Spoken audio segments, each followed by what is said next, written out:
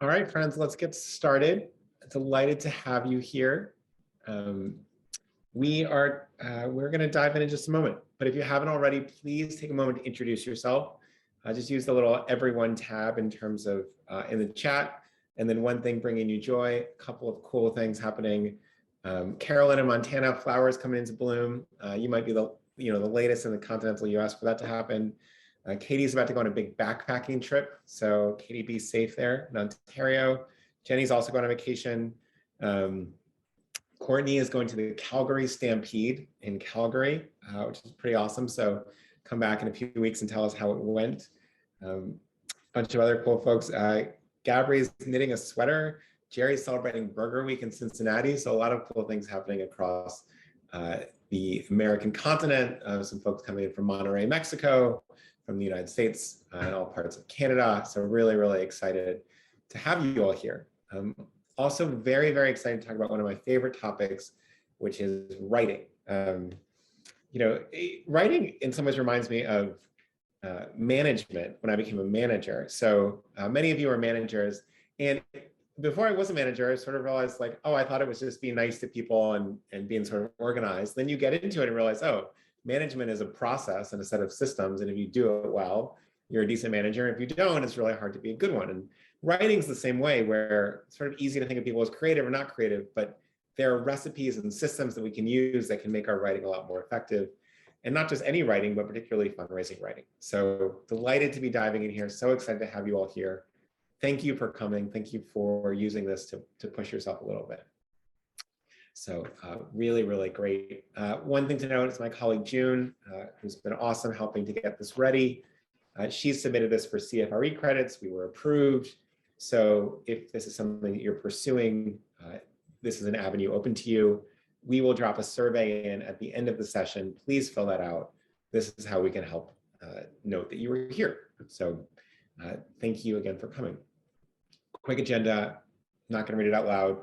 Big things to know are that the recordings and the slides will be sent around after. Still, people will ask 30 minutes in whether we're sharing the slides. Yes, we are. We'll email to you, I don't know, hour and a half, 2 hours after the session once the YouTube video processes. Before we go any further, just quick intros. I've met a lot of you virtually or in person. My name is Patrick. I'm very lucky to be one of 2 co-founders and co-CEOs of FreeWill, and delighted to work alongside a team that I think is now about 220 as of this week, actually, closing in on $6 billion raised for charity. And basically, we spend a lot of time thinking about how to make complicated giving types a lot easier. That's what we do. Very quick background on me and why I'm so excited about this. One of the jobs I was lucky to have in a previous life was working with President Obama, and not a lot of speeches, but mostly focused on emails and email fundraising in particular. As you can imagine, even after the first election, there was a lot of money to be raised. And so politics aside, I think a lot of people know that this group really broke new ground on effective writing. Now, one of the nice things is that we had 10 million people that we could email. And so that's probably a lot more than many of you have. That's okay, we got lucky. And what we would do is we would constantly run what we call A/B tests, this or that, sometimes 7 different iterations of it, to understand what kind of writing actually moved people to action and what didn't. Now, one of the interesting things here is that we would always have a bunch of tests, and usually internally with the team, we'd say, okay, great, well, I think this is going to be the best, or I think that. And we didn't really bet any money, but we sort of bet pride or hope or intelligence or whatever on this. And most of us are wrong more than half the time. And so if you had a monkey in a room sort of randomly choosing, they would have been just as right. So we learned a ton in that process, and I'm excited to share a little bit of what we learned, and also informed by a lot of other research along the way. And then the other thing that's been really influential besides that experimentation in my life is this book called On Writing Well by a gentleman named William Zinsser. It's probably 45 years old at this point, but we're going to send a copy to a bunch of folks as a gift. And so at the end of the session, again, we will put a survey in the chat. Please fill out the survey. Please add your address. That will allow us to do it. Great, great book. We've given away this a few times. People that get it say, I loved it. I wish I had read this as a 7-year-old or a 9-year-old or a 7th grader or whatever. because it's so easy to sort of take writing for granted. And most of you will do it all day, every day in text and Slack and email and other things. And it's helpful to put this in context. So great book. Hopefully we'll be able to send you one. If not, it's probably $15 at your local bookstore. So do that. Okay, other things. How's your week going? We ask you every week how things are going, and you can see here folks are a little bit less happy than they were 2 weeks ago, or actually a bit more, because it's been a long stretch since our last one. And also a lot less anxious, which is interesting. Part of that, if you remember, back in mid-June, really sort of a lot more signs of recession, and the Uvalde shooting had just happened, and so people are feeling a little bit different. But generally, that's where we are. So if you're feeling a mix of anxiety and happiness and a bunch of other things, just know that you're not alone here. We also asked how confident people were about hitting their goals this year. And sort of historically, we had relatively high notes. And then 2 weeks ago, we took a real dive. And it was a lot of the news around the recession, probably a lot of folks feeling a little bit rough about the news overall. And you can see a little bit of a bounce back, but still lower than previous highs. So hopefully, some of these ideas on writing will help make some of that work more effective, a little bit more likely to hit your goals as well. So I'm delighted to have you all here. It's always nice to share what the whole community is feeling. Thank you to everyone who fills out this survey. Super helpful. About 75% of you do. Okay, so let's talk about why writing matters. It may be sort of obvious to you all, but it doesn't just matter generally. It matters more than it did last year. It matters more than it did 5 years ago, and it matters more than it did 20 years ago. So let's talk about this. Increasingly, we're talking about online writing, right? Emails, a bit of text messages, website language in general. Older Americans, who many of you know are the dominant donor class in America, are spending twice as much time online as they did 3 years ago. There is a lot more reading, either through correspondence or on websites, what we call pre-shopping, than there used to be. And so everybody is going online to make big decisions. For instance, 92% of mortgage borrowers, right? And these are folks wealthy enough and old enough to be buying a house and up. 92% of them are doing a whole bunch of work before they do it offline or when they do it online. 65% of consumers are pre-shopping online generally, even when they go to retail stores. And so you're seeing a lot of this shift happening. People deeply want to read before they speak to you or potentially a stranger at your organization. And so we're seeing a big shift here. This same mechanic is true of planned and major donors, right? So what we hear a lot is that people either want to engage over email first, or they want to be outreached over email before a phone call, and they've done a lot of reading on your website before they come talk to you about a gift, which might be different than 12 years ago, 15 years ago, where they would have called you and said, we're thinking about a gift, can we talk about what's possible? So this is a really big shift, and it's important to understand. When we ask donors, when we see donors, Campaign Monitor ran this survey, how do you want to hear from nonprofits? What you can see is actually the dominant form is around email. People really want to hear this much more than direct mail, much more than Instagram, etc. So that's pretty key here. We also see that email is about a specific thing, right? That really generating one specific message. This is what we call standalone emails. Now, what's a standalone email? It's an email about one thing. What's the opposite? Usually a newsletter is the opposite, where you have sort of 7 or 8 or 10 different categories of things. Standalone emails tend to be way more effective at measuring planned gifts, for instance, but this is also true about other types of donations, right? One idea, one message, and getting that message right turns out to be really important. So let's talk about what that looks like. When you said, how do we get our planned gifts and our major gifts? We saw 3 big methods: in-person visits, one-to-one emails, and videos and phone calls, right? So what you see here, for planned giving, for instance, one-to-one emails surpassing phone calls. For major giving, one-to-one emails coming almost over phone and video calls as well. So you're seeing the real rise of the written word in securing major gifts on top of these small gifts that have historically been true. We also asked you how confident you are in your professional writing abilities, and about half of you said I'm a 4. So pretty high. Average is 3.9. This is really interesting. Did this a while ago and said, in a session around cryptocurrency, and said, how confident are you in crypto, and about 75% said I'm a 1. So you can see the little bit difference. People feel a little bit better about their writing across the board. All right, so that's a little bit about you and about where we are and why this is important. Let's talk about what actually good writing is. So the first thing is that it's extremely easy to understand, right? We are not writing Russian novels here. They can be skimmed for main takeaways. It appeals to a broad audience. This is a really important fact that I'm about to show you.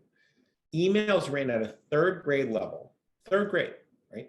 Even to major donors, even to folks that are primarily college educated, receive 36% more responses than those at a college reading level, and 17% more than those at a high school reading level. Now, why is this? Well, partly it really allows people to take in the information faster. But the second thing to remember is, what is the context in which people are reading, right? Email is almost definitionally unexpected, right? No one says, you are going to send me an email at 2 p.m.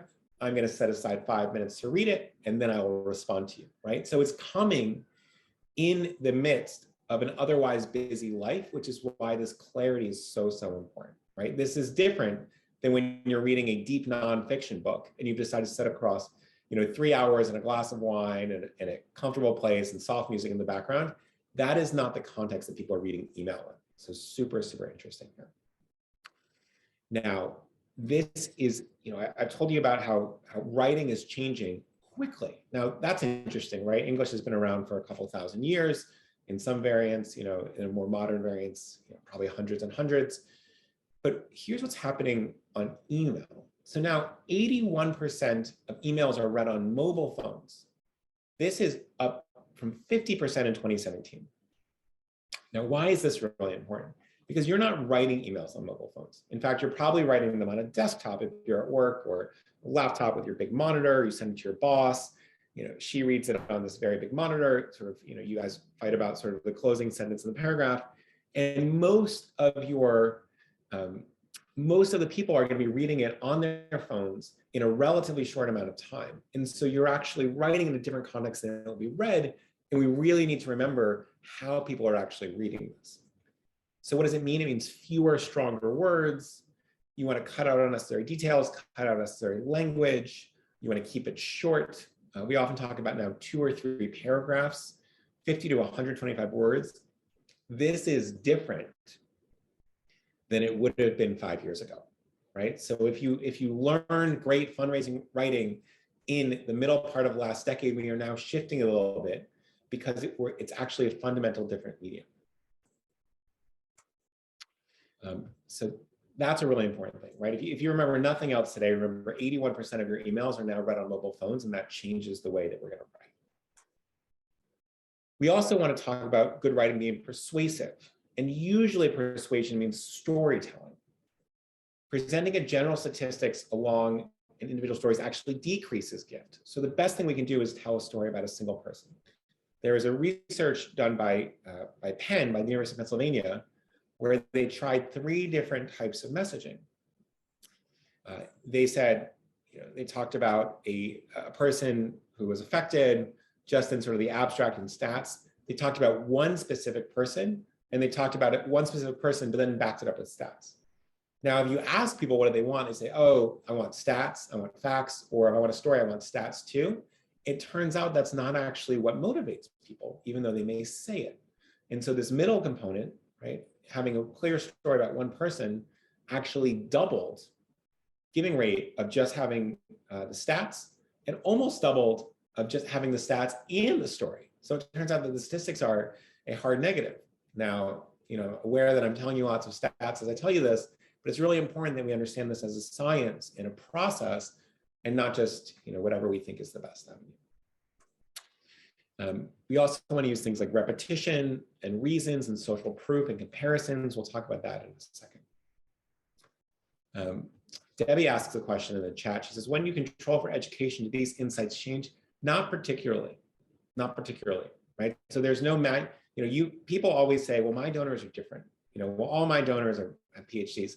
It turns out that there's not a big shift, right? Humans are humans. We have a busy life. We empathize, and we'll talk more about that in a moment. Emotion really moves people. people often then rationalize why they're moved with other things, but emotion is what really drives folks. A significant factor in determining response rate is how positive or negative the words are in a message. Positive words like great, wonderful, delightful, pleased, negative like bad, hate, furious, terrible. And now this is really interesting, right? So let's dive in here to some research by Boomerang. You can see this here. What we're really looking for is this sort of moderately happy or moderately negative. We don't want to be throwing a tantrum, right? That's going to be off-putting. You can see how much at the end that really lowers response rates. And you don't want to be sort of Pollyannish and sort of, super, super happy. It just sort of feels a little bit less authentic. And so you can see here in terms of what, Boomerang basically looked at the tone of hundreds and hundreds and thousands of emails and looked at response rates to see what worked. And this sort of moderately happy, moderately negative sort of treats you as a thoughtful person who is being clear, being concise, not sort of being hyperbolic in either direction. And now we have a more effective email, right? So one thing to keep in mind here is, when you look at your message, say, where does this fall? Neutral's bad, moderately happy, moderately angry, upset, sad, all these things are okay depending on the circumstance. And so start actually looking at your emails and say, where would I put this on the scale? Is it super negative? Is it super positive? Is it sort of bereft of emotion? Let's make sure we're pushing somewhere, in the sort of two mountains there, right? In terms of moderate negative, or positive. And so we're looking at like 15% more responses or more giving from this area. So really interesting. Other things, right? Why does this work, right? So we know that stories and emotions work. Why is that? Well, it turns out that stories are remembered 22 times more than facts alone, which is a lot. And 55% of nonprofits confirm that compelling storytelling is what motivates them to take action, right? 55% of donors say, yeah, compelling stories, that's how I get there.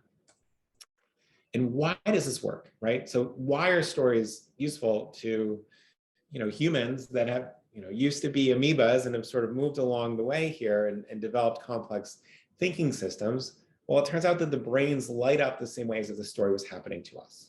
So narrative arcs produce love and stress hormones. These affect the way we feel, which affects how we act. One experiment showed participants who watched an emotional story and produced what's called oxytocin, one of the hormones in the brain, were more willing to donate to charity afterwards, right? So you create this sort of different feel. Now, why is this happening? We don't know exactly, but remember that language and stories are old, right, by our standards, but honestly not that old from an evolutionary standpoint. And so let's say that many of these stories are 75,000 years old. Well, humans are still evolving, and so it really takes root in an interesting way. And we don't have necessarily the capacity to think about it as something that's not happening to us. So all the same limbic systems and other things activate. Really interesting stuff. So how do we put this into practice? Well, the first thing, we're going to talk a little bit about writing mass appeals, and we're going to talk about one-to-one emails, right? So we need to be good at both of these to be effective fundraising. And the first thing is the subject line. And no matter how often we say it, people still put 10, 12, 15 seconds into writing a subject line. This may be the most important 3 or 4 words of the whole email. And so really take some time to think about it. Almost 70% of folks say the subject line influences whether they'll open it. No surprise. Nonprofits are sending an average of 63 emails to each person a year. Nearly half of these are fundraising appeals. So you need to stand out, right? And not just stand out among other nonprofits, but people are getting emails from Uber and DoorDash and the restaurant they ate at last night and the hotel they stayed at last year. And by the way, their friends, families, parents, cousins, etc. And so we need to be able to break through here, and subject line is the first one. The way to break through, right? Remember, this is a process, not just sort of creative brilliance, once in a while. It's a process. It's the gap between what we know and what we want to know. So the curiosity gap, right? One of our key terms to remember. What does this mean? It means with the subject line, pique the interest and withhold key information to encourage people to delve further. This is like pausing at a climactic moment. It introduces an idea that has an unlikely outcome, but you don't want to overpromise and underdeliver. That's like clickbait. Irrelevance is actually the top factor that turns people off of an email. So let's look at some examples, right? We are piquing curiosity, which we will then deliver on in the actual message. One example, a new trend we are seeing. I thought of you today. A big change at the land trust. Our cutest puppy of the week. What the student accomplished. The 2 most impactful steps. A tool that is getting a lot of use. A better way to help, right? So just let's take a moment and look at all these one by one. I'm not going to reread them, but just take a look and say, oh, would you open that? And if so, why would you open that? Oh, a new trend? Well, it feels like, I wonder what that trend is. I bet it will tell me, and then I'll just know, right? Cutest puppy of the week, can't click through that, got to go see that puppy, and then I'm in the message, right? 2 most impactful steps, that seems important. What are those steps, right? A better way to help. Is there something different that I should be doing? That's good information. So this is really, really helpful. Second, so now we have someone opening the email. Well, what we've seen in the data is that the average woman reads an email for about 7 seconds before deciding whether to continue to read, and the average man's reading for only 2 seconds. So we have a very, very short amount of time to capture the information, capture the attention of our donors. So after hooking supporters with your subject line, we've got a really short amount of time before they move on. Start with the most important information to your reader. An update on your organization, big news about your work or your mission, or how you're providing value to the reader, right? Why got me to open this? Why should I continue to read this? So here are a couple examples here. Making a list for your spring cleaning. Here's one thing you actually need to check off. There's a huge change underway at the museum, and I thought you might like to know, right? Now the donor or the recipient is thinking, okay, thank you for telling me about this. I would like to learn more. The class of 2022 is facing 3 big challenges right now, similar to that curiosity gap. Wonder what those challenges are. I wanted to share what so-and-so did this week, and I hope it makes you really happy. Okay, so you sent this to me because I'm going to be happy. So now we have our subject line and our intro, and we have people engaged. But now how do we move that engagement into action? And the key here is something called the impact gap. So what is newly possible with the supporters' help that would not otherwise be possible, right? That's what people really, really, really want. You want to define the present moment, right? This month, our animal rescue took in several new litters, right? This is from a cat rescue. We're defining the problem, right? So here's where we are. We took several new litters. The problem, our shelter is facing rising pet food costs, and the litters need extensive veterinary care. And then what's the solution? With your support, we can make sure the kittens get the food and the help they need to be adopted and thrive in their forever homes, right? So this is an example from a local animal shelter, and you can see not, hey, the animal shelter is really important work, please give, right? That's not what we're saying here. We're saying, here's what's happening, here's what we need to do, here's how you can help. And the implied thing there is, if you don't do it, if you don't help, we can't really do this thing. And this is really, really, really compelling. Tangible impact always, always wins. So one thing you can say is 1 share of stock could provide 80 meals at our food shelter. You can say this scholarship will help 1 lower income student shift the course of her life. Or, and you'll see this a lot, you can say something like a gift from your IRA will help us reach the 90% threshold for the class of 1965, right? So sometimes it doesn't even have to be impact necessarily on the mission, but you might say, hey, we're 3 people away from hitting our goal of 85% participation this year. And so what does that mean, right? Interesting dynamic. 4, we need to ask for the things that we want, right? How many times have you heard this? You can use indirect asks. So in storytelling or updates from your org, you can link ways to help. Direct asks, include a call to action or 3 ways to support your supporter can get involved. And so generally, we're just going to be having this throughout the email, right? So we'll be linking to ways to give and directly ask for ways to give as well. Thing 5 here. right? We want to keep it conversational. Sometimes people are writing and it sounds like they're sort of a child writing like an adult, right? Or what they think an adult sounds like. You want to be writing to a friend, right? Think letter to a friend, which is what one of my past organizations we use as the mantra. You want to write like you're speaking to a close friend or a family member, and you even want to picture this person when you are writing to them. You're using simple human language. Remember, third grade reading level, especially when you're doing things like talking about complicated gift types or complicated aspects of the organization, right? The more that we can simplify things, the better. You want to cut out jargon and big words. And so we're just keeping this very simple. A bonus tip here, in the spirit of writing to a friend, is even in mass emails, supporters expect personalization. We want their first name, but obviously we're going further than that. There's some information in your database that you can reference and often automatically pull in. Their location, their last gift amount, right? Their class year, things like that, right? As an example, your recent gift of X helped us feed a puppy in need. By making a bequest, you'll leave a life-saving legacy. Thanks to you, we made a big impact in the state. Help us continue our work into the future by making a bequest. Excuse me. Conditional content, and most of your CRMs will do this, allows you to customize your message even more. So if the recipient's a monthly donor, you might use a sentence like, as a monthly donor, you know the importance of ongoing support, and making a bequest will sustain our work for decades and decades to come. Right? So this is the sort of language that we're using. All right, so that's what we're going to talk about. That's sort of what we've chatted about when we talk about mass emails. We've got the curiosity gap, right? Am I going to open this? And is it going to provide some value?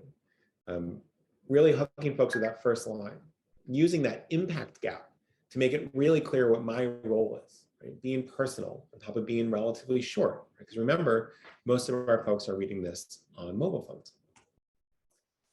So, when we continue to do this, there are a couple more tips that we want to share before we wrap up here. The first is leading with humanity, and what we mean here is be a person. You are a person. Be vulnerable. Be human. Do not pretend to be the voice of God or the voice of this institution. Right? Does anyone know what this picture is of on the left? Feel free to enter it in the chat. Great. So Kate, Emily, a couple other folks. This is Stanford, right? This is Memorial Church at Stanford, beautiful place.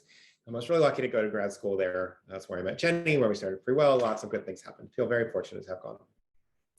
Stanford is one of the richest institutions on the planet, right? Their endowment is I think closing in on $30 billion. I don't know, but it's somewhere over 20 billion and certainly up there. And they write to me sometimes and they ask for money.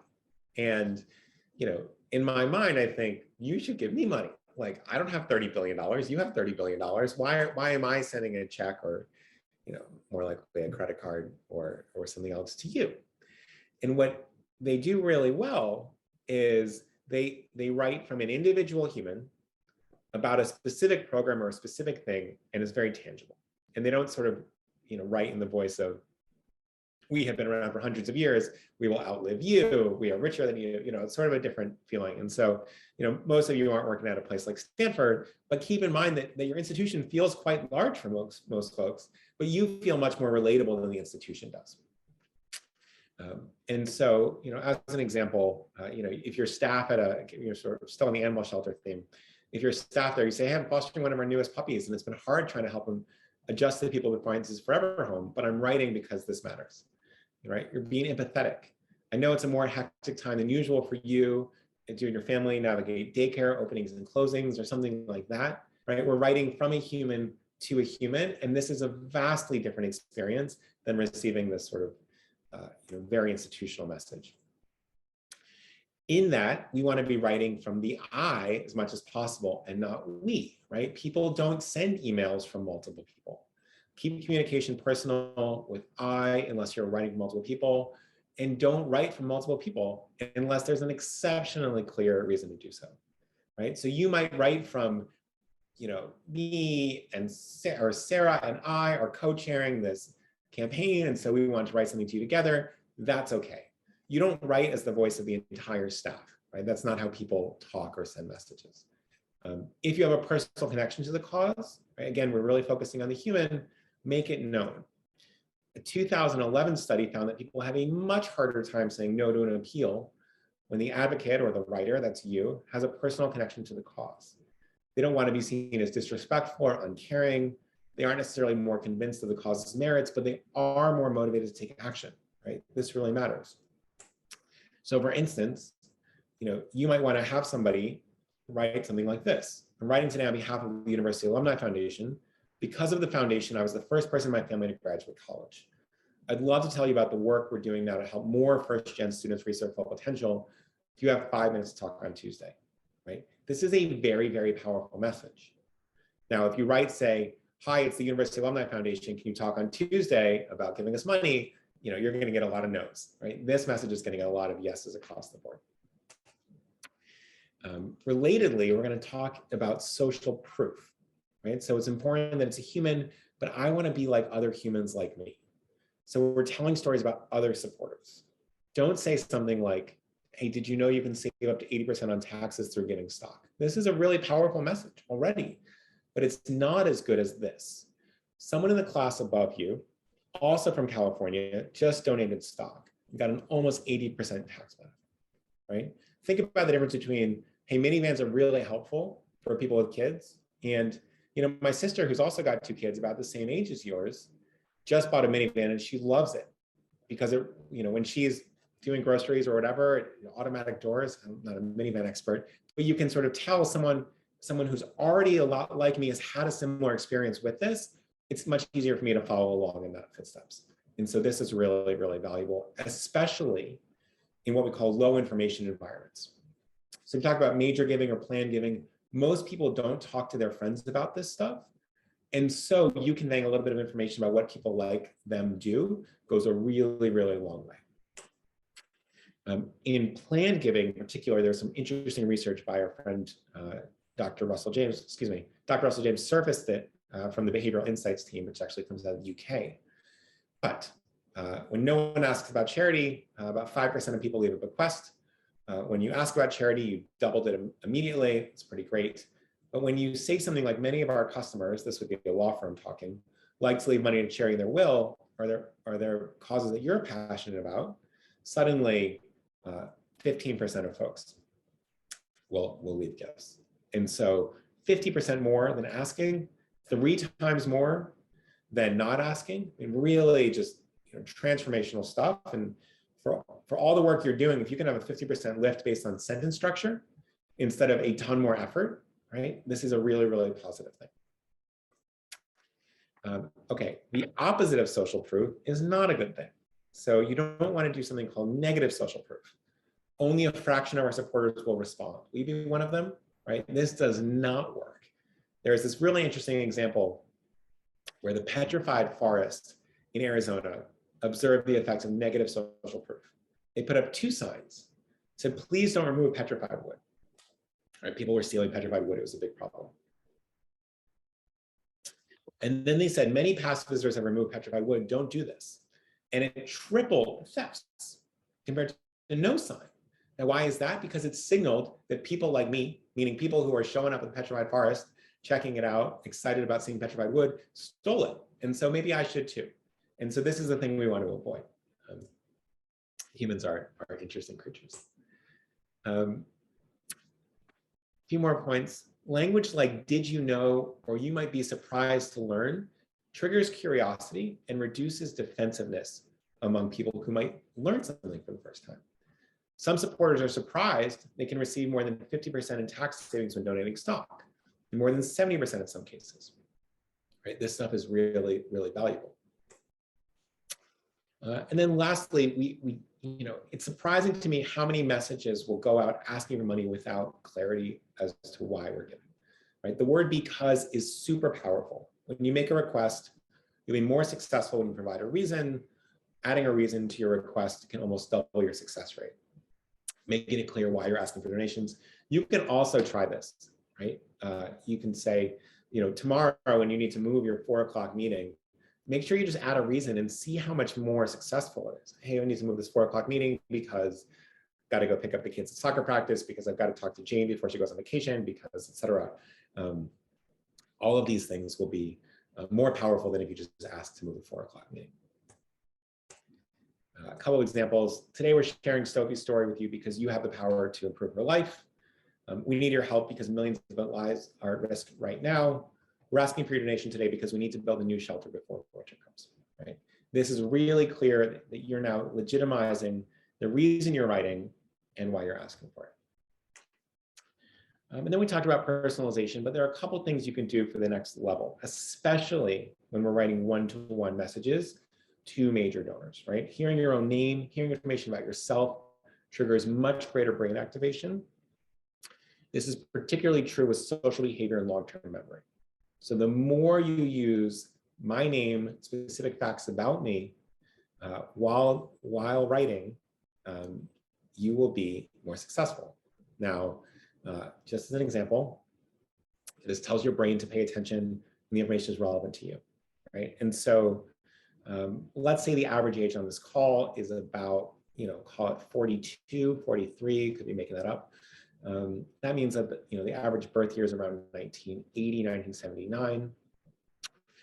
Michael, Mark, Catherine, Jennifer are some of the most common names from them, right? And so if you are a Michael, Mark, Jennifer, Catherine, you are now listening to this slide more than everybody else on the call, right? And feel free to tell us whether or not that's true, if that's one of your names. But these folks are now keyed in a little bit more.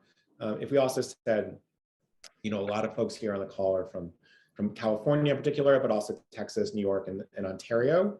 All the folks who are in that in those regions are now also paying a little bit more attention, right? If I said, I grew up in a county called Bergen County, New Jersey, odds of 1,000-ish people being on the call, at least someone from Bergen County, also being born there. Feel free to shout it out. You are now much more engaged than you were 2 minutes ago. So generally these things work. What it also does, great, from Emerson, New Jersey. Okay, a lot of good Jersey folks in the house. This allows us to give a greater sense of control, and it reduces this idea of information overload. Remember, your email is a lot of new information on top of the 1,000 other emails I'm going to get, on top of the 5 pieces of mail, on top of the 20 texts I'm going to get today, right? Plus, infinity notifications from Spotify and LinkedIn and everything else, right? So we're really breaking through, and we're breaking through by feeling a lot closer to the person. We're feeling a lot closer to the person by personalizing this. The best gift officers do this, the best salespeople do this. Remember the personal information, share it back with you. What's their favorite piece of art? What's their class year? What's their kids or spouse names? Send progress updates for causes they previously donated to. Name specific dates. Before we get to, good. Well, before we get to this, so let's just sort of talk about 2 things. One email is, hey, you've given in the past. Thank you so much for your generosity. Please give again. Now let's think about a different version of this. Last year, you gave $45 on September 13th. Just so you know, we took that money and it helped contribute to the scholarship. And now this person is, doing X, Y, and Z, right? That feels so much stronger that, okay, great, here's twice as much money this year, right? That's so different than thank you for your generosity in the past, et cetera, right? Or you gave in 89, 90, 93, 2001, et cetera. This sort of feeling of, oh, you pay attention to me, I'm going to pay attention to this as well for reciprocity. These are just wildly more effective when you can have that type of messaging to your bigger donors.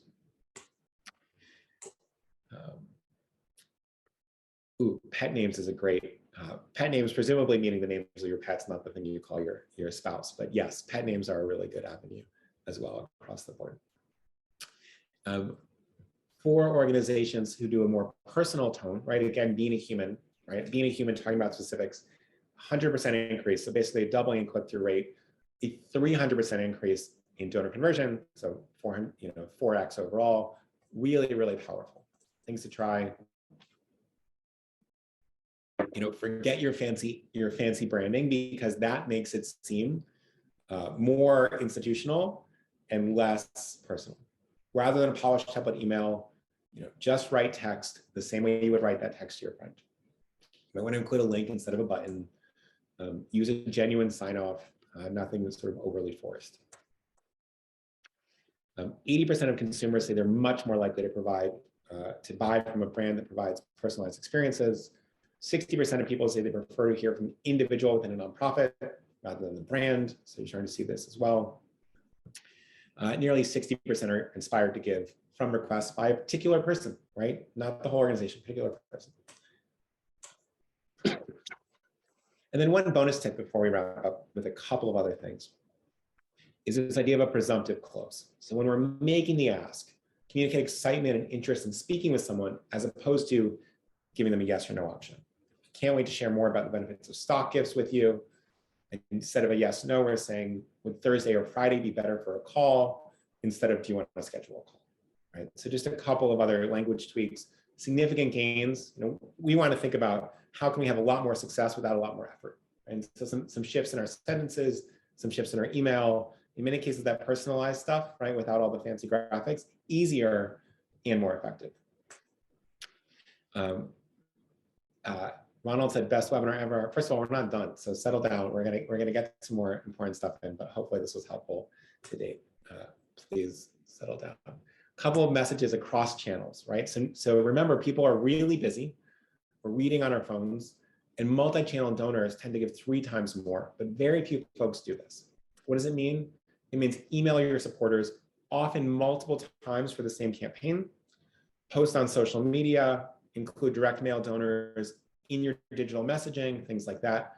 Also text messaging. So let's talk about that for a second. Each channel has its own best practice for writing. Texting can be one of the most important things for planned and major giving. Nonprofit text lists grew by 26% in 2020 compared to just 3% growth in email lists. Marketing texts have a 94% open rate compared to less than 15% for emails. Click-through rates are 6% for fundraising, 10% for advocacy messages, way, way higher than email. This is likely underdeveloped as a communication channel, and we expect a lot of advances here in the next few years. People active in a nonprofit's texting program are 60 to 90% more likely to donate. And many donors, especially younger donors, prefer text to phone calls. Even 94% of donors over 70 text on a weekly basis, right? So let's remember, everybody's texting, and virtually everyone's preferring text messaging to phone calls. How do you actually text? And we're going to focus on one-to-one text here, not these sort of blast texts to millions of people. How do you text a donor? Well, first text, build connection, send updates on the mission, et cetera. 2, include images and links, and then keep it short, right? These are even more intimate than email across the board. As an example, Sarah, we're hosting an election briefing on Thursday to share what we're planning for the midterms. Should I send you a link, right? This is a human to human.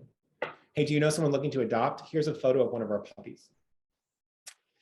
John, we're planning our next steps in the Alumni Association. Do you have 90 seconds to take a short survey? Right? All these are very personal, clear, simple. Again, 3rd grade language, pretty simple.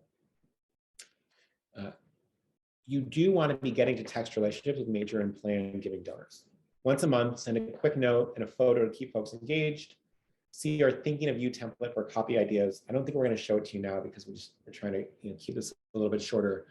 But basically the idea is note something that you saw that made you think of the donor, tell them, send the picture, make it feel spontaneous because it usually is. These are things that take literally 90 seconds to execute on and have an incredible effect. You can really make a donor's day. Just as an example, say, I was walking around campus. I know that you helped redecorate it. Here's one of the trees in full bloom. Here's some of the students sitting under it. Look how happy they are. Have a great week. Just wanted to share, right? That's the whole message. That feels really powerful and compelling and warm, right? It makes someone happy. It makes you happy to send it, and they'll be giving a lot more in the future. Is texting too personal, which is a thing you might be asking yourself right now. Just after email and social ads, texts are the channel that people are most likely to engage with. Baby boomers are actually overwhelmingly more likely to say they engage with email and text than anything else. 68% of people say they sometimes or frequently or very frequently engage with marketing texts, but also people are leaning away from phone calls, right? Your unsolicited phone calls are getting picked up less and less and less. You yourself probably pick up, phone numbers you don't recognize less and less and less. Much stronger to text. If you call and you're not able to reach someone, you can always just follow up with a text. Hi, it was Maria at the so-and-so museum. Was just calling to thank you for your gift and chat a little bit more about upcoming events. Let me know if there's a better time to call you, right? That sort of intro into, I just called you, I had your number, I followed up with a text message, seems very reasonable and normal. Very few folks will be off-put. Most people will be thankful that you're texting and not phone calls. All right, we have not that much time, so I'm going to talk through a couple of short things about particularly writing in this moment, meaning it is summer and fall 2022. There's a lot going on. We're staring down an election and a recession across the board. How do we do this? So, as I mentioned earlier, there's a deluge of information to most folks, right? 4,000 to 10,000 messages a day between commercials and billboards and notifications and emails and everything else. More than 1.5 million nonprofits in the US. You're sending a lot of email. We've got to break through. So what are we doing to stand out? Some of the events competing for attention are national and regional crisis, the recession, upcoming election. How do we actually get through some of this? Well, when we are writing during a crisis, we want to acknowledge what's happening. We're explicitly acknowledging donors are more likely to feel heightened emotions or sensitivity, or leading with candor and empathy and humanity. Again, this is where being human really helps, right? If you're asking for money in the midst of a pandemic to people who might not have a lot of spare cash around, it really helps to be a human as opposed to a giant institution that is quite wealthy. You can offer solutions, what specific action you are taking, how you're responding to the crisis, or pushing forward despite it. Being intentional with your language. A pandemic may be uncertain, there may be consequences, may be challenging. You're using language and vocabulary on a case-by-case basis. And then particularly true in a recession, this is really important, emphasize how powerful legacy gift can be. It's a way to support organization with no out-of-pocket costs today, and focus on the results of the gift and the longevity of the mission that the donor will help out here. In an election, and we're going through this a little bit quickly because I want to make sure we have some time for questions. We know that there's going to be unprecedented midterm giving compared to previous sessions and cycles. And so the way you can navigate midterm giving is being able to write about and ask about non-cash gifts that are not in competition with elections, right? This is going to be the biggest difference for you between missing or surpassing your goals this year. Our gift officers confident in asking about things like stock gifts or planned gifts or crypto gifts. Are the gift officers trained effectively? And are teams willing to market these and talk about them? And then the other thing, especially as we sort of get into election time where people are getting asked a lot more for money by lots more people, instead of framing it as a regular gift, making sure we frame this as exceptional, which changes how people mentally budget the expense. And so you don't want to have this compared with disposable income or things like that. And so something like, our event, our spring gala happens only once a year versus our annual spring gala, because then I think, oh, I'll get it next year, right? It makes a difference and it reduces feeling of fatigue. So we're trying to figure out how do we make this moment feel special, which is going to shift the way people think about giving. Even in wild times, our big campaign happens only once a year. Many supporters are marking the occasion by making a gift out of their investment to have a larger impact, right? Things like this. And then in a recession, this recession is going to be, or possibility of recession is going to be the dominant news story, along with a bunch of other things, pretty thick news year over the next 12 months. And donors are going to see a lot of like how to be smart with your money, how to be thoughtful with your money, how to save money, all these articles. And so this is front of mind, right? We are as a society going into savings mode, and you can use this to help hit your goals, right? So the first thing is we're talking about gifts that are tax smart or smarter ways to give. This is going to fit with their mode of thinking that's happening right now. Big categories, appreciated assets, things that avoid capital gains taxes. So really double up on tax savings, really, really valuable. or things like qualified charitable distributions for older folks, which is pre-tax giving, right? So this stuff is sort of fits into the model of we are trying to save here. Also, as a side note, these gifts tend to be much bigger. And then, the other thing to do is get specific about what you're funding. We already talked about this a little bit in the impact gap, but gone are the days where people are just going to send you money because you send them a link. Giving $10,000 sounds like a lot of money, but giving someone $10,000 to provide 2,000 meals to people who need it right now sounds like a bargain.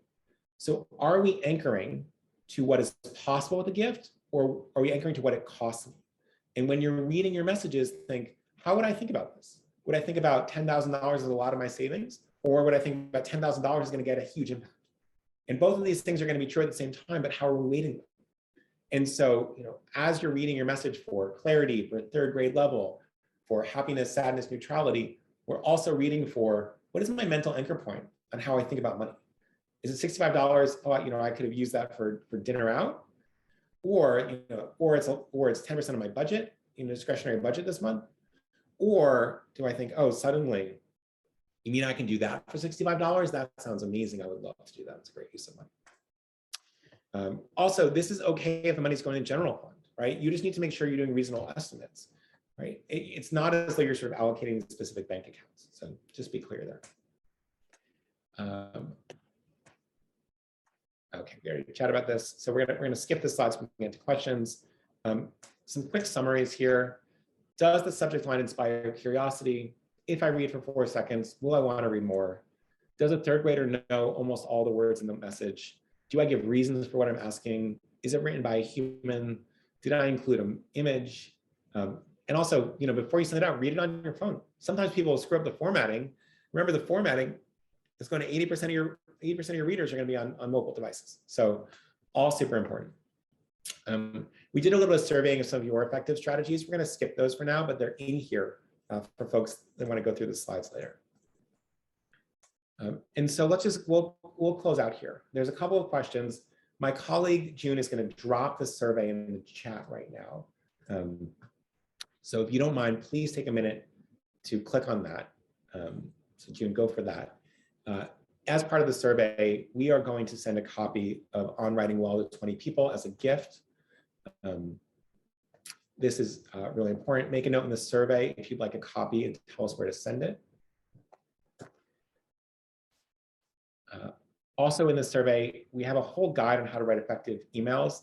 This will be a lot of the templates that you'll need, texting templates as well. There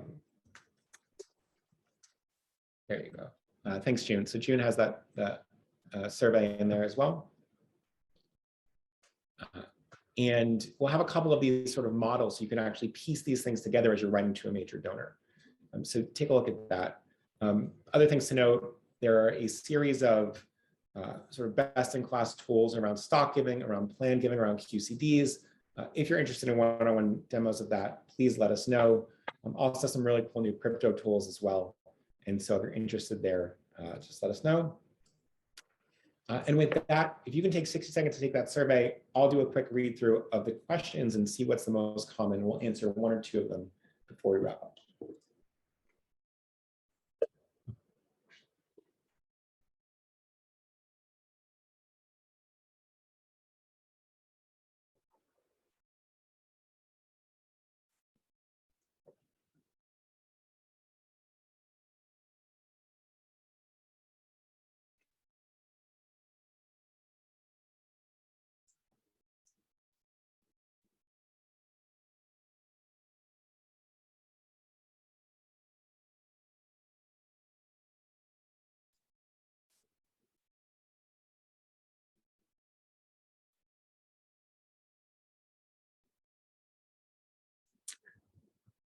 All right, so let me just do two questions here before we wrap up, because I know that we're a bit short on time. First question, can you differentiate how sharing tangible impact is different than including stats and how that drives likelihood? So tangible impact, think about this as not the tangible impact of all of us giving. Think about the tangible impact of one person giving, right? So $50 can can buy 10 meals, can provide a coat for someone who's going to go cold this winter, right? It can help fund part of a scholarship for a student who otherwise might have to drop out because their parents got hit hard by the recession, right? Super clear as to if I do X, then Y happens.